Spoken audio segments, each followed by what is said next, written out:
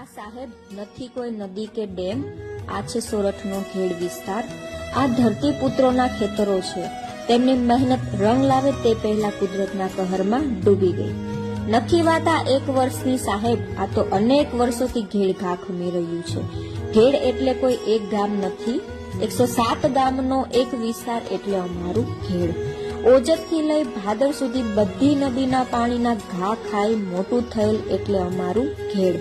જ્યાં એક બાજુ માધવપુરનો ખારા પાણીનો દરિયો અને બીજી બાજુ મીઠા પાણીનો દરિયો એટલે અમારું ઘેડ.